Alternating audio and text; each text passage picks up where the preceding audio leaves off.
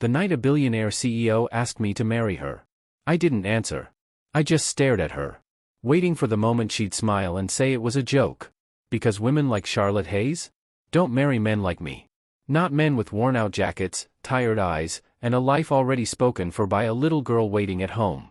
Then she reached into her bag and placed a small velvet ring box on the table between us. My breath caught. "This isn't charity," she said quietly. "It's a choice." And just like that, everything I thought I knew about my life stopped making sense. 6 months earlier, I was sitting in a cafe, learning the same lesson life had been teaching me for years. Just in different voices. "I'm sorry, Mark, you're a really good man." I nodded before she could finish. Because I already knew what was coming. Women always start with that line. They think it softens what comes next. It doesn't. Her eyes shifted. Not to me. To Emma. My daughter sat at the edge of the table, quietly coloring, her small fingers smudged with blue and yellow crayon. The woman continued, lowering her voice. "I don't want to raise another woman's child." There it was. Clean. Polite. Final. I nodded like I understood. Like it didn't land somewhere deep. "Yeah," I said calmly. "I get it." And I did. That's the worst part. You start understanding rejection so well, you begin to expect it. "Daddy, can we go now?" Emma's voice was soft. Too soft. I looked at her. She didn't look up.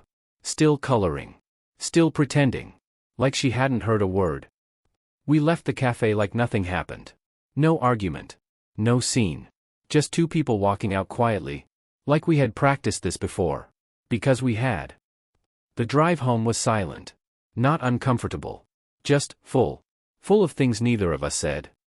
That night, I stood in the kitchen burning pancakes again. Emma sat at the table, swinging her legs. "You forgot to flip it," she said. I looked down. Black. Completely gone. "Perfect," I muttered. 5-star cuisine. She giggled. "Congratulations," she said. "You invented charcoal." I smiled. "Because that's what you do. You smile, so they don't see what's breaking." "Daddy?" There was a pause. Then, was I the reason she didn't like you? Everything inside me went still. I turned to her immediately. "No," I said. "Too fast. Too sharp." I softened. "Kabinahi, Emma. Never." She looked at me carefully. Like she was trying to decide if I was telling the truth. Or protecting her. Because she looked at me, Emma said quietly. And then she changed her answer. That hit harder than anything the woman had said. I knelt in front of her. "Listen to me," I said gently. "You are not the reason someone leaves." She didn't smile. Didn't argue. She just nodded slowly. The way children accept things. They don't fully believe yet. That was the night something changed in me. Not loudly. Not dramatically. Just quietly. Like a door closing. I stopped trying. Stopped believing love was something meant for people like me. A single father. 38.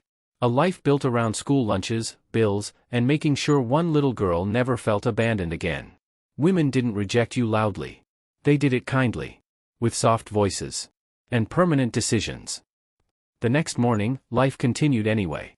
Because it always does. "Emergency cookie?" I asked. Emma held it up proudly. "Always." "Homework folder?" "Yes." "Shoes tied?" She looked down. "Mostly." I fixed them, shaking my head. She smiled. And for a moment, everything felt okay again. At the school entrance, she turned back. "Daddy?" "Yeah?" She hesitated. "Do people stop loving each other because something is wrong?"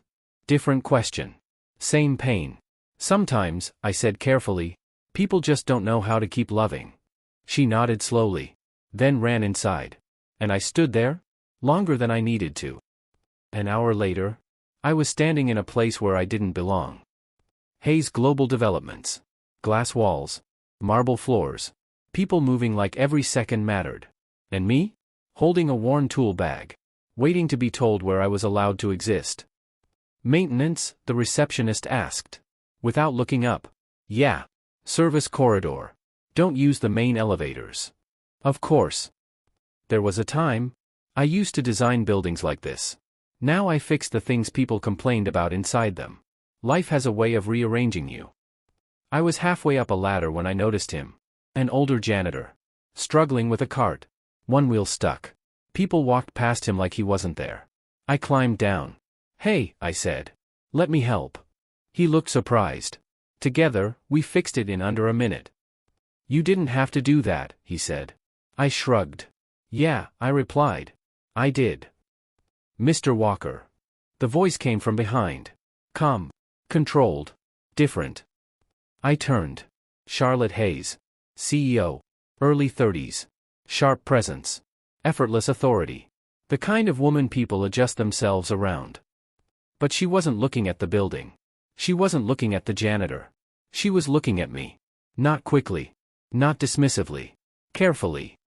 Everyone else had walked past that moment. She hadn't. "You're assigned to the East Wing," she said. Professional. Measured. But her eyes stayed on me for half a second longer than necessary. Like she was trying to understand something. "Yes, ma'am," I said. She nodded once. Turned. Walked away. Then slowed? Just slightly. And for the first time in a long time, someone hadn't looked through me. They had seen me. I didn't think it mattered. I didn't think it would change anything. I was wrong. Because months later, that same woman would sit across from me, slide a ring across the table, and ask me to become her husband. The first time Charlotte Hayes really spoke to me wasn't during the day. It was when the building stopped pretending. It was late. Later than most people stayed. But overtime meant extra money. And extra money meant Emma didn't have to hear "maybe next time" when she asked for something small. So I stayed. The building felt different at night. Quieter. More honest. Like all the important people had gone home. And only the real work was left behind. I was in the break room fixing a coffee machine that had already been repaired twice. That happens a lot. People replace things. They don't understand them. "You're still here." I looked up. Charlotte Hayes stood in the doorway. No assistance. No pressure. Just her. "Yes," I said. Machine finally gave up. She stepped inside. Slowly. Like this wasn't a place she usually entered. "I was told this was handled," she said. "It was," I replied. "They handled what they could see." "And you?" she asked. "I look for what they missed." That made her pause. Not physically. Mentally. She walked closer.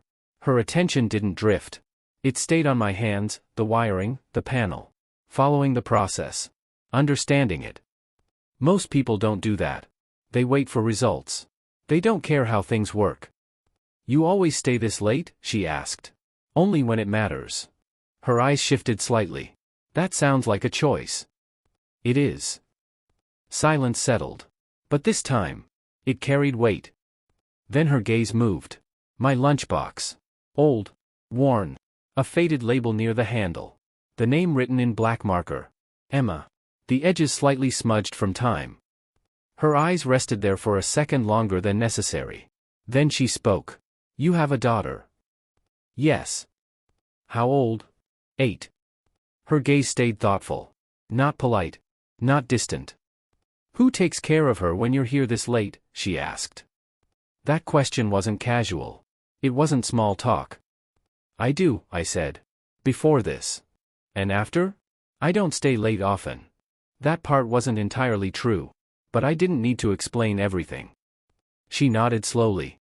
Processing. "That's not easy," she said. "People say that sometimes. Without meaning it." She meant it. I closed the panel. Turned the machine back on. It hummed to life. "Should work now," I said. She didn't move. Didn't reach for the coffee. Instead, she asked, "What did you do before this?" That question caught me off guard. Before what? Before fixing things. I hesitated.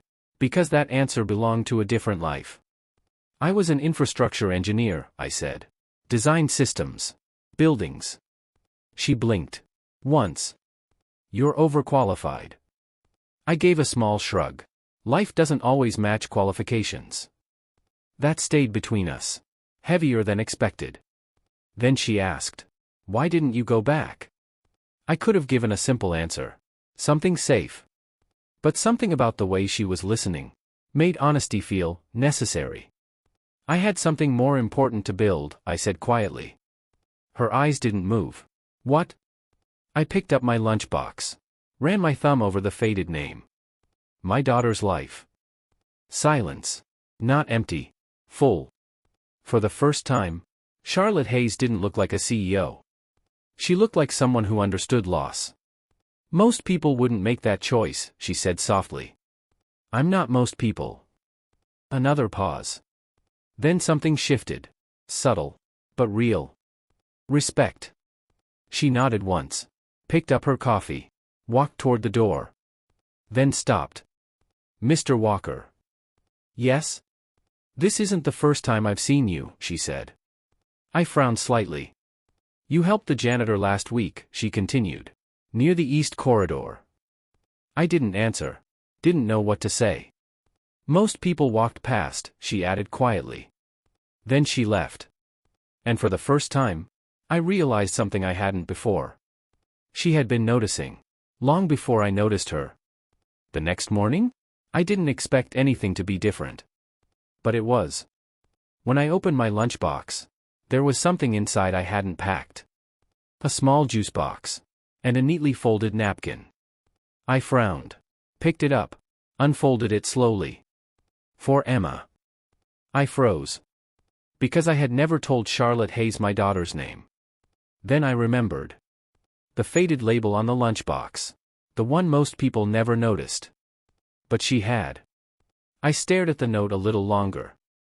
Confused. Because this wasn't just kindness. It meant something else. And for the first time, I found myself wondering something I hadn't allowed in a long time. Why was she paying attention to my life? The first time Charlotte Hayes met my daughter, I wasn't there. And somehow, that made it matter more. It was a Wednesday. The kind of day that feels ordinary. Until it isn't. Emma's school had called. After-school program cancelled. Weather. Nothing serious. Just bad timing. Can she stay with you for a couple hours? The secretary asked. I looked at the unfinished work orders. Then closed my eyes for a second. Yeah, I said. I'll bring her with me. Emma didn't complain. She never did. Can I bring my colors? She asked. Of course. Snacks? Yes. She paused. Then smiled. Emergency cookie? I exhaled. Always. By the time we reached the building, most people were already leaving. The glass floors reflected long evening shadows. The important meetings were over. The important people were gone. I set Emma up in the break room. Same place as always. Stay here, I said gently. I'll be back. How long? 15 minutes. She narrowed her eyes. That means 30. 20. She accepted. Pulled out her crayons. Started drawing. I walked away. But something didn't sit right. Maybe it was the way she looked at me. Or maybe it was just the quiet guilt that never really left. When I came back, she wasn't there. My chest tightened instantly. Emma? Nothing. I checked the hallway. Restroom. Lobby. Still nothing. Now my heart wasn't just beating fast. It was loud. Emma. No answer.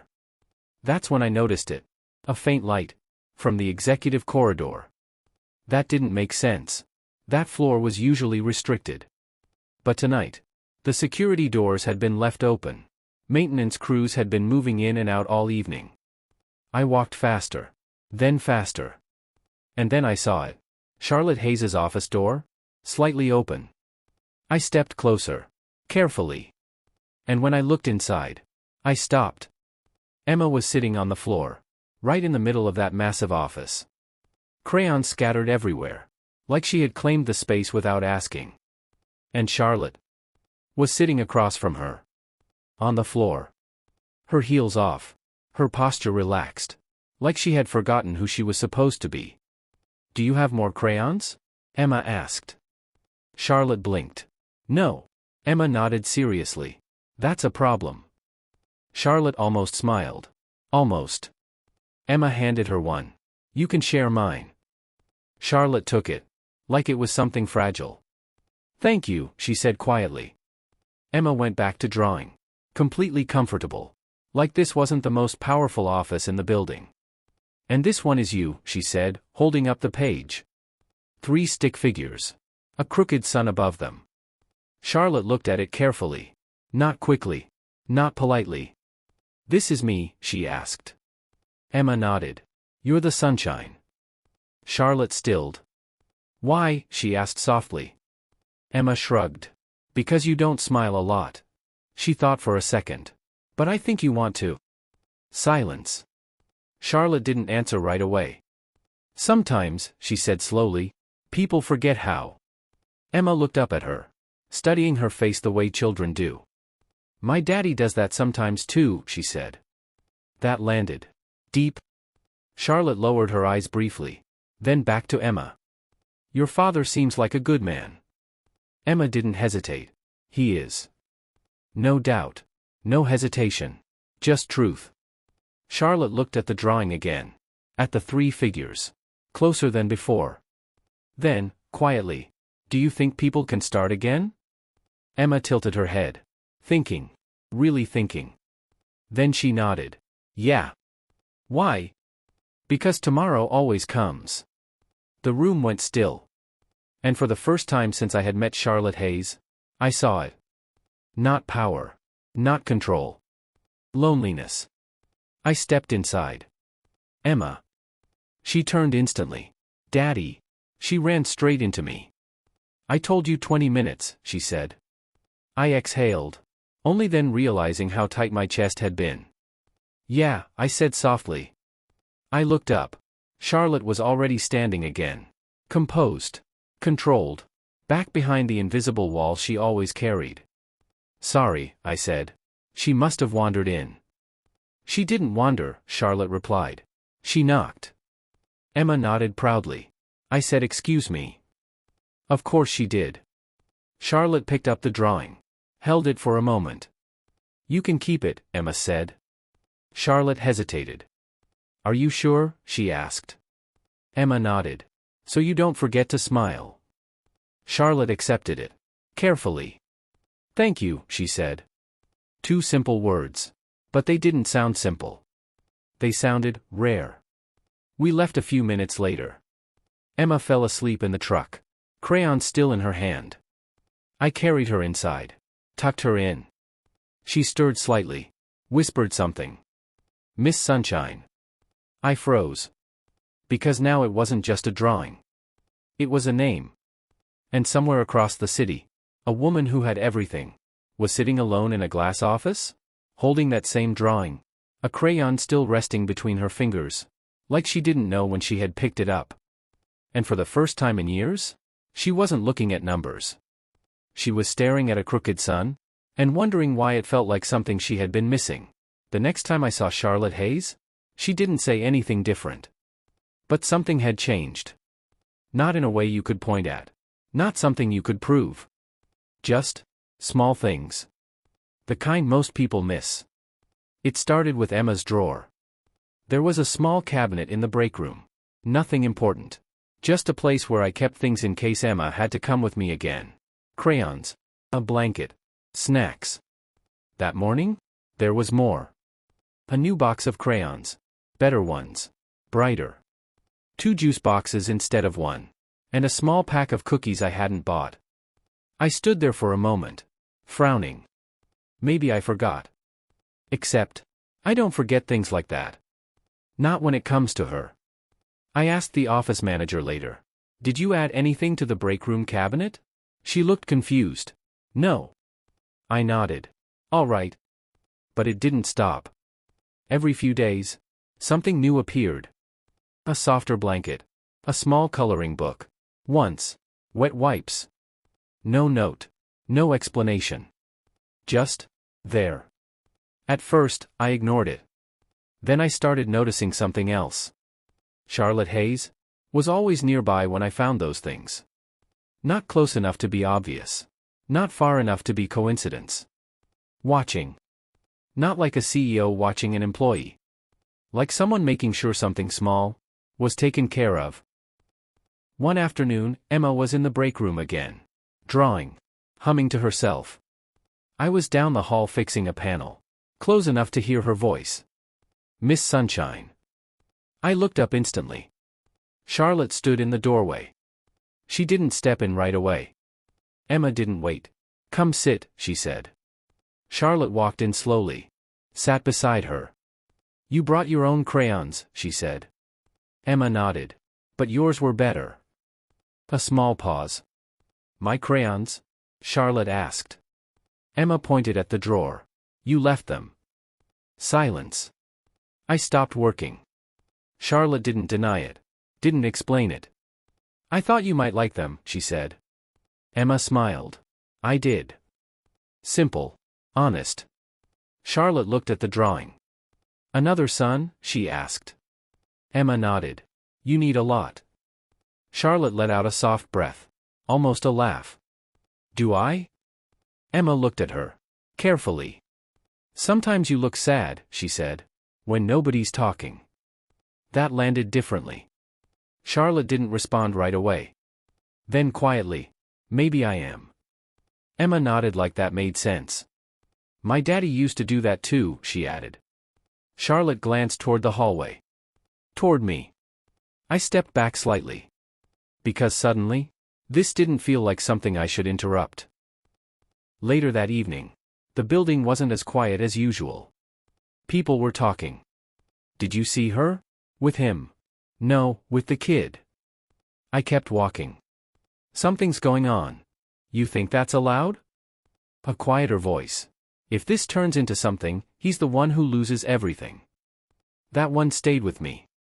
I didn't turn around. Didn't react. But for the first time, this didn't feel harmless. Upstairs, Charlotte stood by the window, the city glowing below. Emma's drawing sat on her desk. She picked one up, ran her fingers over the paper. 3 stick figures. A crooked sun. A soft knock. Come in. Her assistant stepped inside. Hesitated. People are starting to talk. Charlotte didn't look up. They always do, she said. The assistant shifted. It's about Mr. Walker. A pause. Then, people see what they want to see, Charlotte replied calmly. Her tone was steady. Controlled. But she didn't put the drawing down. You can go, she added. The assistant left. The door closed. Charlotte remained where she was. For a moment, she looked toward the door. Then back at the drawing. And this time, she didn't move it aside. That night, Emma sat at the kitchen table, drawing again. Daddy? Yeah? Do grown-ups get lonely? I paused.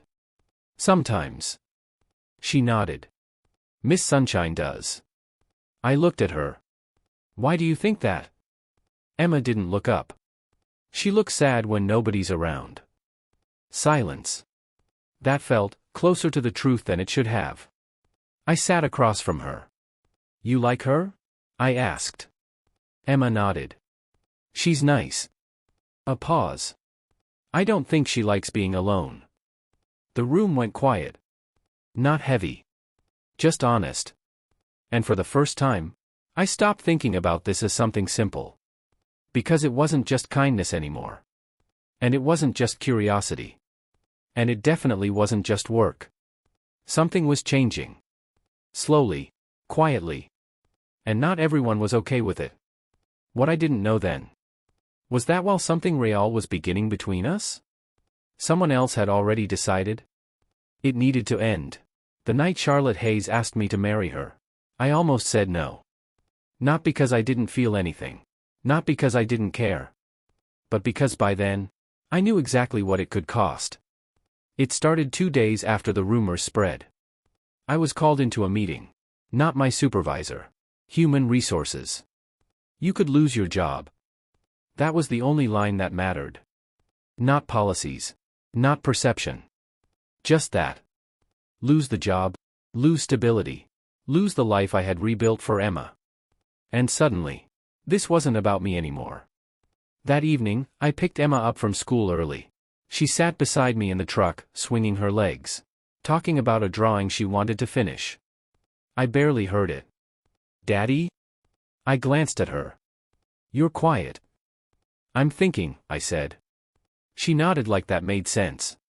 Thinking is okay, she said. Just don't forget to be happy too. I almost smiled. That night at home, she sat at the table drawing again. Do you trust me? I asked. She looked up. Yeah. Even if I make a hard choice? She thought about it. Really thought. I trust you if you don't lie to me. That hit deeper than anything HR had said. The next morning, I made my decision. I met Charlotte in her office. They spoke to you, she said. I nodded. I don't want you to lose your job, she added. I won't, I replied. She studied me. How? I took a breath. By stepping back. Silence. You mean avoiding me? I mean protecting my daughter. That was the truth. And it created distance instantly. The next few days felt wrong. Too quiet. Too empty. No conversations. No accidental meetings. And I hated it. More than I expected. Because the silence felt worse than the rumors. Emma noticed. Did Miss Sunshine go somewhere? No, I said. She's just busy. Emma didn't look convinced. She looked sad again, she whispered. So did I. Friday night. It rained. I had picked Emma up after school. She was tired. I let her sit in the truck in the parking garage, wrapped in my jacket, drawing with the small light on. I'll be right back, I told her. Don't go far. I won't. I stepped out. That's when I heard it. Mark. I turned. Charlotte. No assistant. No distance. Just her. You're avoiding me, she said. I'm protecting what matters, I replied. She stepped closer. And what about what matters to me? That stopped me. Because this wasn't control anymore. This was risk. I tried staying away, she said quietly. I really did. A breath. I hated every minute of it. That landed deeper than anything else. I built my life on not needing anyone, she continued. And then your daughter walked into my office. A faint smile. And called me Sunshine. Silence. And you, she looked at me, you didn't treat me like I was untouchable. I swallowed. I don't want to go back to that life, she said. Neither did I. That was the problem. I can't risk Emma, I said. Charlotte nodded. I know. A pause. Then she reached into her coat. Pulled out a small box. My breath caught. Then don't risk her, she said softly. I frowned. What? Give her something stable, Charlotte said. One step closer. Something real. Her hand trembled slightly. Marry me. Everything went still. I stared at her. Certain this wasn't real. You're serious, I said. I've never been more serious. A breath. I want a life that feels like something, she continued. Her voice softened. I want the little girl who believes I can smile again. And then. I want you. Silence. Because this wasn't just love. This was a decision. A future. A risk. Then? Daddy? I turned instantly. Emma stood near the truck, wrapped in my jacket, holding her drawing. She had stepped out quietly. I walked to her, knelt down. You were supposed to stay inside, I said gently. I got curious, she replied. That was her. Honest. I heard, she said softly. I froze. She held up the drawing. 3 stick figures. Now closer. Holding hands. I think tomorrow came. That broke something inside me. All the fear. All the hesitation. All the doubt. Because everything I was trying to protect wasn't afraid. She was hopeful. I stood up slowly. Looked at Charlotte. She was still there. Still waiting. Still brave. Not a CEO. Just a woman asking not to be alone anymore. I took the ring from her hand. I spent a long time believing no one wanted a man like me, I said quietly. Her eyes didn't move. But I was wrong. I glanced at Emma. Because you didn't just choose me. A breath. You chose us. Charlotte's eyes softened. And this time, I didn't hesitate. Yes. Emma smiled instantly. And somewhere between fear and hope, a life that had been broken apart finally came back together. 6 months later, Emma stopped calling her Miss Sunshine. She started calling her Mom. The drawings didn't change. Still 3 stick figures. Still a crooked sun. But now, they were always holding hands.